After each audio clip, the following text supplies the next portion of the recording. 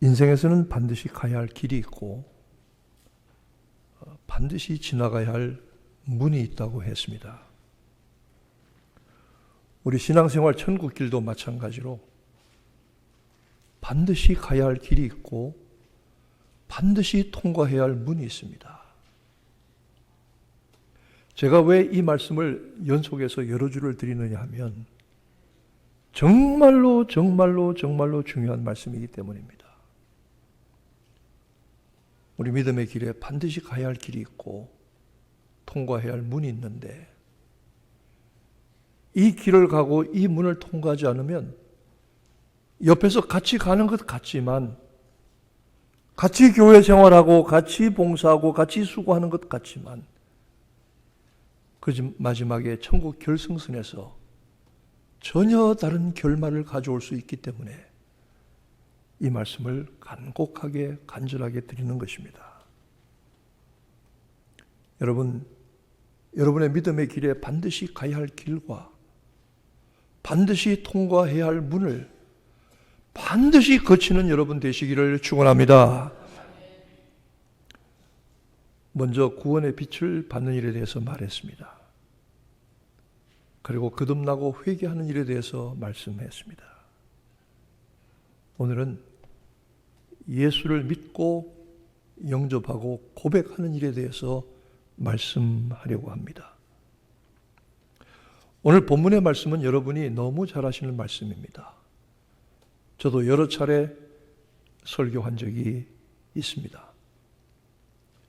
예수님께서 마지막에 십자가에 못 박히실 때에 혼자 못 박히지 아니하시고 좌우편에 흉악한 살인 강도들과 함께 십자가에 못 박혔다고 본문은 기록하고 있습니다.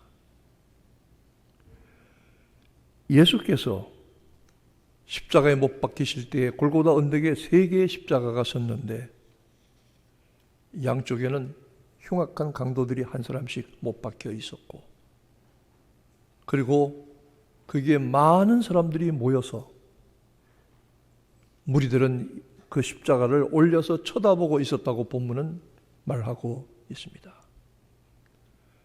이렇게 모인 까닭이 무엇입니까? 저가 하나님의 아들 그리스도일 것 같으면 저대로 허망하게 십자가에 못 박혀 죽지는 않을 것이다. 무슨 일이 일어날 것이다 하는 저들의 호기심을 충족시키려고 구경거리로 나온 것입니다. 이게 구경거리입니까? 예수님이 십자가에 못 박히신 것이 구경거리란 말입니까? 제가 제일 싫어하는 말 중에 하나가 예배를 본다는 말입니다. 예배를 왜 봅니까? 예배가 구경거리입니까?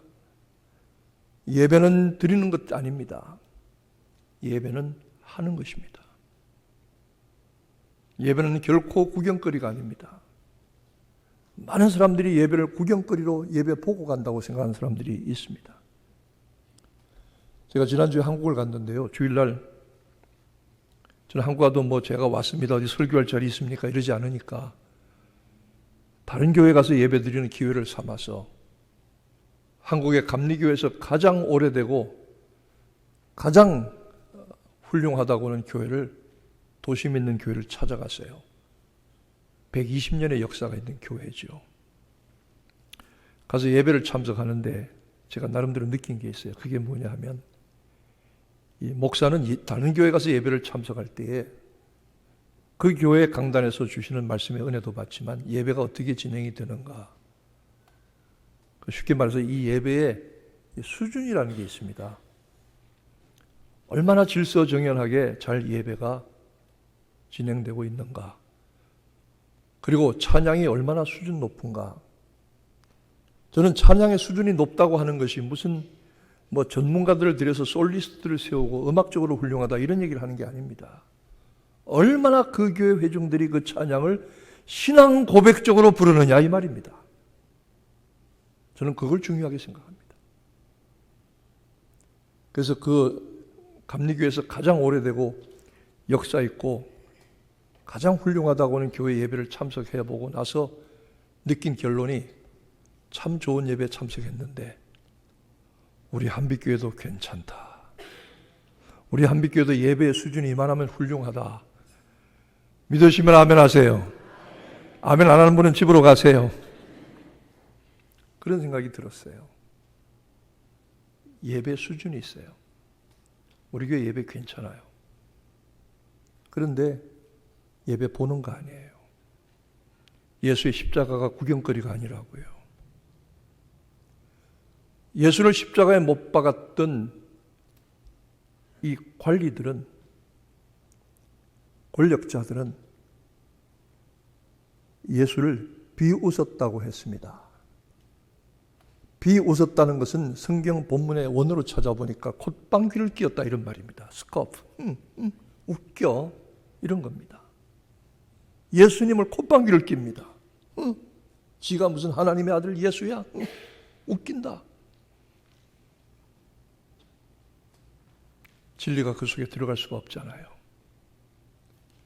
군인들은 희롱했다고 했습니다. 이 희롱했다는 말을 성경 원문으로 찾아보니까 데리고 놀았다 이 말입니다. 무슨 게임 스포츠거리로 생각했다 이 말입니다. 신포주를 갖다가 입에다가 쑤셔 넣어보고, 침도 뱉어보고, 주먹으로 쳐보고, 옷을 입혔다 벗겼다고도 해보고, 그 앞에 무릎을 꿇고 절도 해보고 예수를 데리고 놀았습니다. 예수가 그런 분이십니까? 십자가 한쪽에 매달렸던 강도는 예수를 비방했다고 했습니다. 성경 원문에 찾아보니까 신성 모독을 했다는 겁니다. 이게 무슨 말씀이냐면 예수의 하나님의 아들 되심, 거룩하심을 인정하고 받아들이지 않았다는 겁니다. 사람들이 예수를 구경거리로 왔고 십자가에 구경거리로 섰고 예수를 비방하고 예수를 조롱하고 예수를 비웃지만, 그런데 십자가에 못 박혔던 다른 한 강도는 유일하게 이 사람은 예수가 누구신지 알았습니다. 예수가 누구신지 깨달았습니다. 저가 참으로 십자가에 저처럼 무참하게 달려 돌아가시긴 하지만 하나님의 아들 그리스도이심을 알았습니다. 왜 알았습니까? 그 많은 사람들 가운데 이분 한 사람 알았습니다. 왜 알았습니까? 하나님이 그에게 진리라는 빛을 비추어 주셨기 때문입니다. 얼마나 중요한지 모릅니다. 그래서 제가 첫 번 시리즈로 말씀할 때 구원에 통과해야 될 첫 번째 반드시 통과해야 할 문은 진리의 빛, 은혜의 빛, 구원의 빛, 생명의 빛이 내 영혼에 비추어지고 하나님을 알게 되고 진리를 깨닫게 되는 겁니다. 이 길을 반드시 통과해야 합니다. 여러분, 하나님의 진리가, 구원의 은혜가 깨달아지시기를 축원합니다. 아는 것이 아닙니다. 깨달아지는 겁니다. 왜? 구원의 빛이 비추어졌기 때문입니다. 이 경험 없이는요, 아무리 앞으로 가도 가짜입니다. 아무리 앞으로 가도 엉터리입니다. 제가 가짜 엉터리라는 걸 비난하려고 하는 게 아닙니다.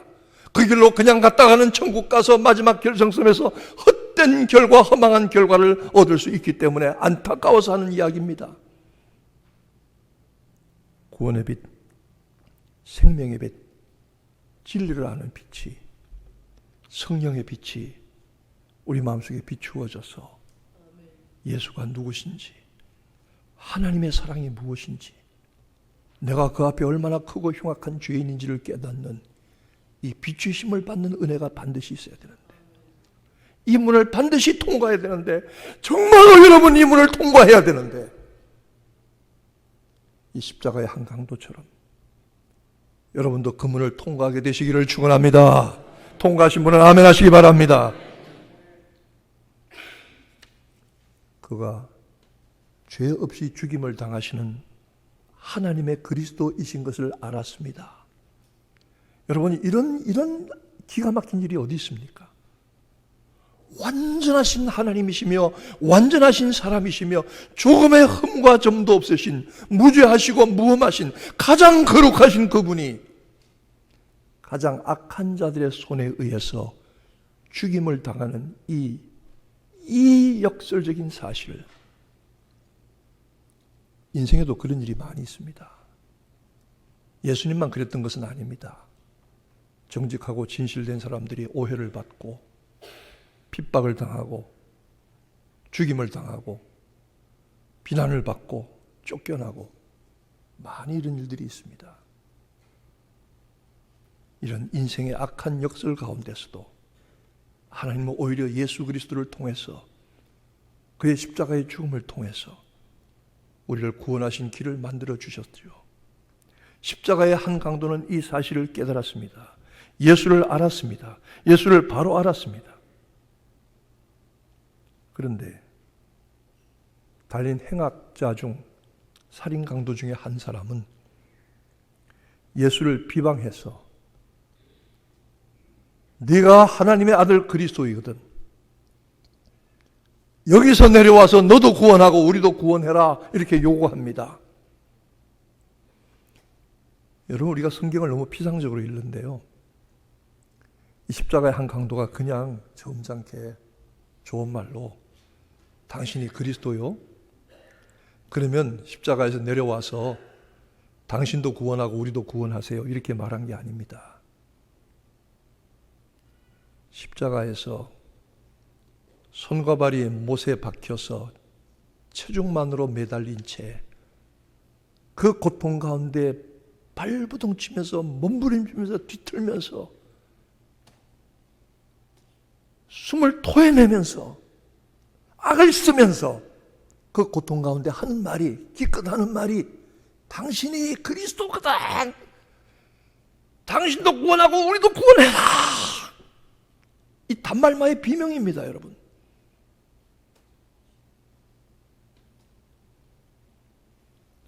그때에 이 십자가의 또 한 강도는 그 사람을 꾸짖었습니다. 꾸짖었단 말은 성경 원문에 찾아보니까 경고하고 책망했다 이 말입니다. 내가 네게 경고하고 책망하는데 우리는 우리의 행한 일에 상당한 보응을 받는 것이야. 우리는 이런 형벌을 받아도 마땅해. 여러분, 구원이 어디서부터 옵니까? 자기 자신의 존재의 상태를 정확하게 깨닫고 시인하는 데서부터 옵니다. 환자가 언제 치료를 받습니까? 의사에게 가서 자기의 있는 모든 상처와 고통과 질병의 상태를 다 드러내서 보이고 있는 대로 감추지 아니하고 의사의 손에 맡길 때 치료가 시작되는 건 마찬가지로, 구원의 은혜가 언제 시작이 됩니까? 우리 속에 있는 영적 상태와 우리 속에 있는 추함과 악함과 음란함과 더러움과 불순종이 그득그득하다는 사실을 깨닫고 하나님의 뜻대로 하나님의 말씀대로 살지 못했던 내 인생을 깨닫고 나의 행한 것 죄뿐이라. 우리가 어떤 일을 당하든지 우리의 행한 일에 마땅한 보응을 받는 것이지만 자기 자신을 인정하고 시인할 때에 구원의 은혜가 시작되는 것 마찬가지로 이 십자가의 강도는 예수가 누구신지 깨닫고 자기의 영적인 상태가 어떤지를 깨닫고 자기에게 참으로 무엇이 필요한지 깨닫는 이 구원의 은혜의 비추심을 받았다는 사실, 이 은혜의 비추심을 받았다는 사실, 여러분, 성령께서 우리 속에 우리의 영적인 상태를 비추셔서 깨닫게 하시고 하나님의 은혜를 절실히 필요하게 하시고 그리스도의 도움을 참으로 간절히 간구하게 하시는 이런 영적 상태가 일어난다면 그것은 틀림없이 성령께서 여러분 속에 비추심과 은혜를 허락하신 것입니다. 신자는 이 은혜가 있어야 합니다.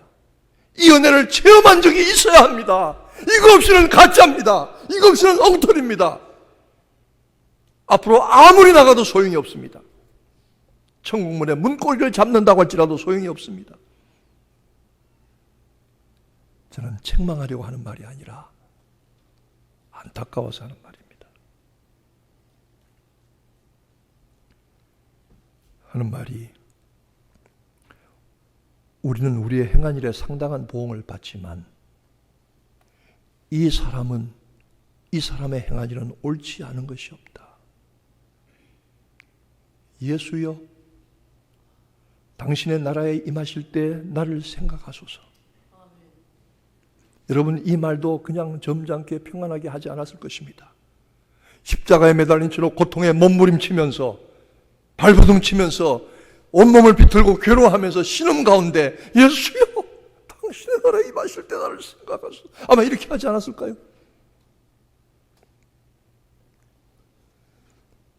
예수가 누구신지 깨달아 알게 되는 이 비추심을 받은 이 강도는 즉시 예수를 믿었다고 했습니다. 그는 예수가 하나님의 아들 그리스도이심을 믿고 영접했다. 믿고 영접했습니다. 요한복음 1장 12절에 보면 영접하는 자 곧 그 이름을 믿는 자들에게는 하나님의 자녀가 되는 권세를 주셨으니, 영접하는 것은 믿는 것이고 믿는 것은 영접하는 것이야. 영접하면 하나님의 자녀가 된다. 저는 이 말이 처음에 실감이 나지 않았습니다. 어떤 분에게 전도를 했는데요, 사형리 전도 책자를 가지고 전도를 했어요. 하나님은 사랑이십니다. 우리가 죄 때문에 하나님을 알지 못합니다. 예수가 우리 위에 오셨습니다. 예수를 믿고 영접해야 됩니다. 그렇게 하겠습니까? 예, 하겠습니다.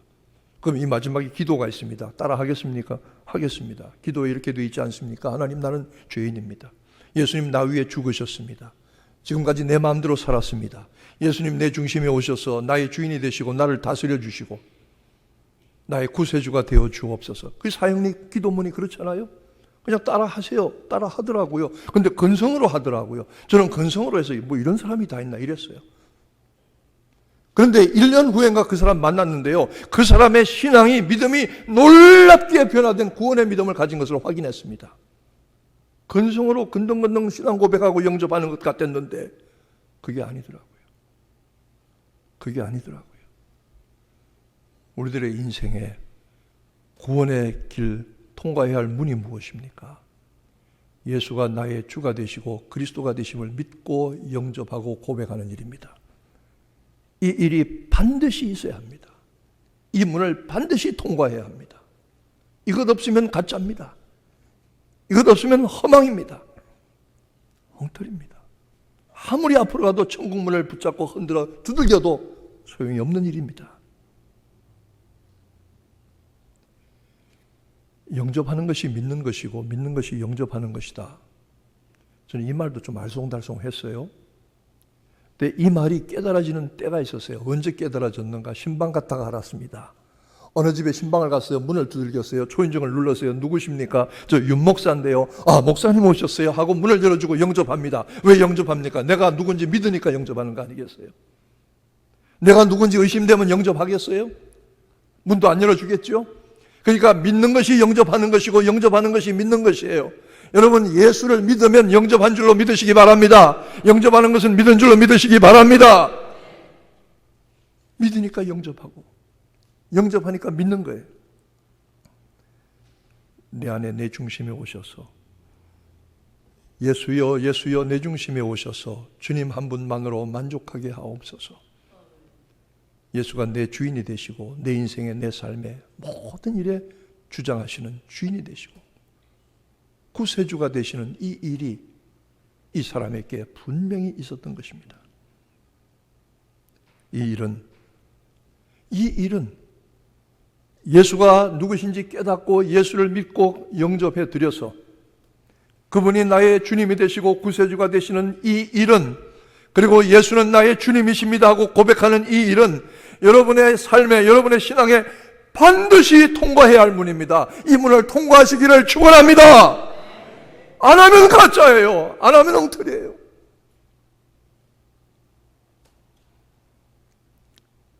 마지막으로 예수께 구했다고 했습니다. 예수가 누구신지 깨달아서 알고 믿은 이 강도는 예수께 구했습니다. 정말로 필요한 한 가지를 구했습니다. 여러분, 다른 것도 다 중요해요. 여러분의 기도 제목도 다 중요하고 주님 앞에 부탁하는 것 다 중요해요. 그런데 이것 안 하면 소용이 없어요. 정말 중요한 거예요. 무슨 요청입니까? 예수여, 당신의 나라에 임하실 때 나를 생각하소서. 구원해달란 말도 염치가 없어 못합니다. 그냥 생각만이라도 해 주옵소서. 그러나 이 강도는 이 한마디의 고백에, 이 한마디의 요청에, 이 한마디의 기도에 자기의 모든 것을 다 걸었습니다. 생각해 주세요. 정말 필요한 요청입니다. 구원을 위한 가장 짧은 요청이고 그는 구원을 위한 가장 신속한 응답을 받았습니다. 예수님도 함께 십자가에 못 박혀서 발버둥 치시며 온몸을 비틀고 고통과 신음 가운데 괴로워하시면서도 내가 진실로 진실로 네게 이르노니 네가 오늘 나와 함께 낙원에 있으리라. 오늘 네가 나와 함께 낙원에 있으리라. 오늘 네가 나와 함께 낙원에 있으리라. 저는 너무 기가 막혀서요. 이런 엄청난 역설이 어디 있습니까? 이 십자가의 강도가 평생 한 일이 뭡니까? 아니, 나는 태어나기 전부터 예수를 믿었는데, 그래도 구원받을지 안 받을지 확실하지 않은데, 이 십자가의 강도는 평생 한 일이 뭡니까? 그리고 이 십자가의 강도가 주님께 얼마나 오랫동안 요청을 했습니까? 제가 너무 기가 막혀서 쉬어봤어요. 초로 쉬어봤어요. 예수여, 당신의 나라에 임하실 때 나를 생각하소서. 길어야 5초예요. 길어야 5초. 이게 말이 됩니까? 이게 말이 되나요? 구원은 역설입니다. 우리의 행한 일에 있지 아니하고 우리의 자랑과 우리의 수고와 우리의 공로에 있지 않습니다. 평생 우리가 한빛교회에서 무엇을 했느냐, 여기 얼마나 다녔느냐, 이게 중요하지 않습니다. 여기서 무슨 직분을 가지고 일했느냐, 그거 중요하지 않습니다. 정말로 중요한 것은 여러분이 그 일생에 단 한 번이라도 예수 그리스도 앞에 나와서 자신의 상태와 자신의 죄와 자신의 허망함을 인정하고 예수가 하나님의 아들 그리스도이심을 인정하고 예수여, 당신의 나라에 임하실 때 나를 생각하소서. 여러분 인생이 앞으로 얼마나 남았습니까? 분명히 이 기도가 있게 되기를 축원합니다. 분명히 이 요청이 있게 되기를 바랍니다. 예수여, 당신의 나라에 임하실 때 나를 생각하소서. 인생이 그렇게 멀리 남지 않았습니다. 이 고백이, 이 요청이 분명히 있어야 합니다. 이것 있어야 합니다. 그냥 근성으로 그럴 줄로 믿고 당연히 그렇게 되겠지 아니라 예수여, 당신의 나라에 임하실 때 나를 생각하소서. 진실된 요청이 있게 되기를 주님의 이름으로 축원합니다. 주님의 이름으로 축원합니다. 이 강도가 평생 한 일과 그가 받은 정죄를 생각하면 상상도 할 수 없는 구원입니다. 인간의 모든 한계를 초월하시는 하나님의 은혜로 가능합니다. 그래서 은혜입니다. 그래서 사랑입니다. 이 영접과 고백의 문을 여러분 반드시 통과해서 천성에 이르는 성도가 되시기를 축원합니다. 기도하겠습니다.